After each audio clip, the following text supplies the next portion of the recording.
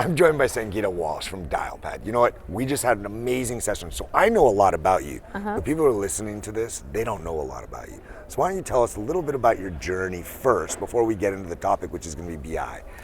Okay. My name is Sangeeta Walsh. I've been at Dialpad a little over a year. I have a background in tech. I worked at a competitor prior to Dialpad, and my background is really product marketing with focus on developer marketing, partnership marketing, as well as now customer marketing. So at Dialpad, I lead our alliances. So I'm VP of Alliances, which is essentially how we partner with our different technology companies to publish on our marketplace, to get people eager to build with us and for us to build with them and drive mutual go-to-market activities, as well as how do we partner with customers, get their stories out there, get them into brand and awareness of how they're using Dialpad. Right, absolutely. So I get a little bit about where you come from. Tell me about Dialpad real quick. What is Dialpad? Dialpad is what we call a unified communication platform. We're really powered by AI, and we help drive sales experience and sales intelligence, as well as customer experience and collaboration by leveraging AI. So imagine if you're a company that needs a contact center business, you could use Dialpad to help your agents support customers better by leveraging AI and the assistance of perhaps what to say when a customer calls in to complain, or using live transcription. Or if you're a seller and you need to sell faster, you can use Dialpad in the aspect of being able to have an idea of what to say before the customer asks for it based on sentiment. That was a loaded question for a reason, which is, obviously you are a data heavy company. You care about information. You care about understanding that information. And how do you use the AI to augment that information? So with that, you talked about business intelligence today. Why don't you tell us a little bit about what you covered today in your session? Sure.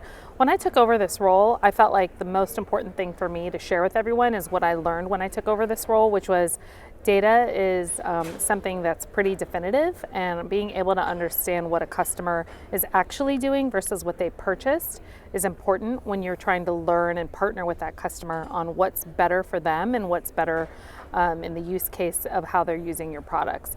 So for me, I felt like if I had a partnership with our business intelligence team and I made sure that all of our different products were tagged and displayed in an accurate way, I could go into any sort of interview or any sort of panel really understanding what people are doing. So that way when I ask a question, I'm asking it with more of a thoughtful approach versus not sure and winging it on a response. Yeah, you've done your homework. Yeah. Right. Yeah. So why is business intelligence overall so important? Well, I mean, outside of just knowing what somebody's doing, I think it also gives you trends. So if you are a product person and you want to understand if the certain feature that you built, especially for us, an AI, is actually being used, you want to make sure it's being used in the way you anticipated. So business intelligence can tell you, hey, you know, more people in North America are doing stuff with real-time assistant, or more people in Europe are doing stuff with transcription. It'll give you an idea of where perhaps there's feature discrepancies or where there's certain issues and hurdles because of compliance in different regions. So for me, BI really just gives a story before you go into the story of perhaps trends. It'll give you a story of what's actually happening in the market versus what you assume when you're launching a product. Might also tell you where to find those customers to tell those stories. Yes, definitely. Right, I know that was a question earlier today. Yeah. Drinking the Kool-Aid. So as a VP of ISV and alliances and customer marketing, right, that's a lot. What do you think the single most important piece of advice you'd give to other leaders striving to align their teams with their customer journey are? Like how would they use that intelligence? So for me, you know, being the VP of Alliances, I think it's really important to take a look at what's the common thread between working with partners that are technology partners or customers. So for me, it's all about, why are we all here? We're all here to promote, at least at my company, Dialpad. We want to promote what Dialpad does as a business. We want to promote the fact that we are a leader in AI. So it's important for me to be able to have the same story to my technology partners, people that aren't necessarily customers, but that want to build with us, and be able to convey how they can give a use case that a mutual customer can take advantage of. So having that same thread, you're going to use our AI so you can sell faster.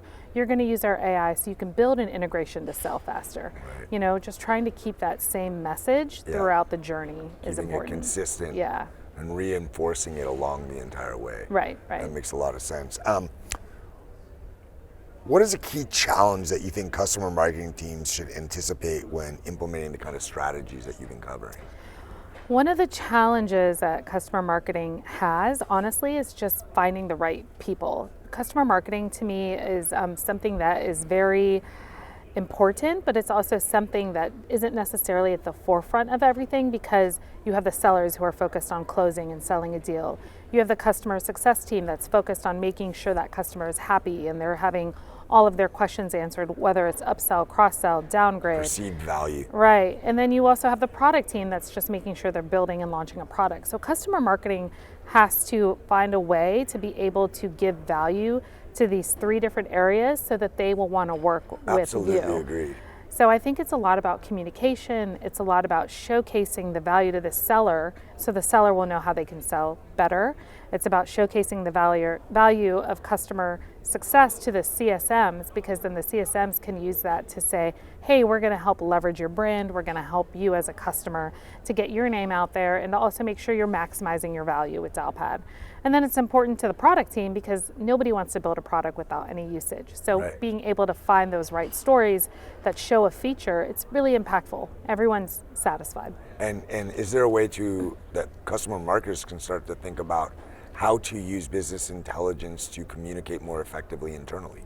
Yeah, definitely. You know, we do a lot of things with newsletters to our customers, and we also do a lot of enhancements with communicating through channels that we have. We have our own internal chat product, and so we use our own channels to communicate. We do our own internal newsletters. One of the things that I like to do is I try to ask, can I come to your lunch and learn, and can I be a guest speaker for you, product team? Can I come to your demand gen marketing group team meeting and I can talk about some of the findings that we have? So I try to find a way for my team or myself to insert into any sort of company-wide event or any sort of event that we have where we're going to be possibly given the task to be able to present something that we were able to turn around and fix, or something that we saw as a challenge and we were able to accomplish. That's amazing. So as we wrap up here, is there anything that we didn't cover? Anything you want to let the listeners know? No, I mean, I think that, you know, marketing is a consistent journey. It's never just definitive. So I feel that as long as people are open and working with other teams, and especially in customer marketing, being very communicative, over-communicating has been helpful for me, but also being able to be very precise in your story and saying exactly how people are able to fix a problem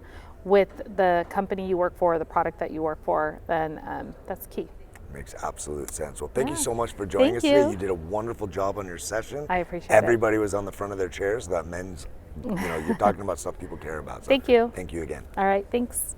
So for me, the unicorn customer and what I looked at initially was, all right, my company is really focused on AI. So I want to find customers that adopt AI. I want to find customers that are mid-market or enterprise. Not that SMB isn't important, but typically when a company starts or gets in an industry, it's not immediately upmarket. It's usually an SMB. So you have a lot of those customers.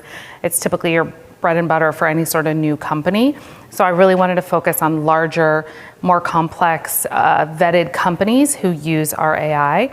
And I also wanted to find people that would be able to talk to me about insights. Like they could say, the AI that you have is growing our business 30% because we do not have to spend time doing X, Y, and Z.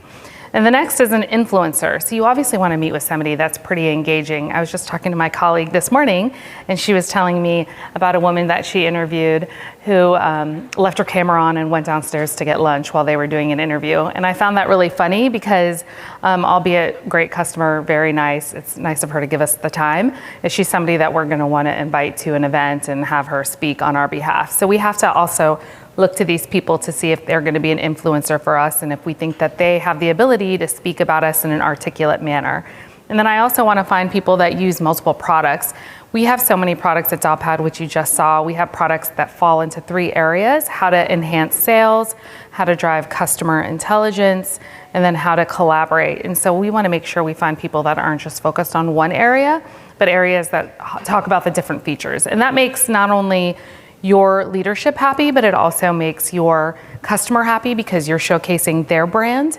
And it also makes your product team happy because you're showcasing all the products they're working on. So to me, this is the unicorn customer. When I find this person, we give them a lot of nice swag. We thank them very much for doing certain things. We showcase them. We talk about building their personal brand and building their company brand.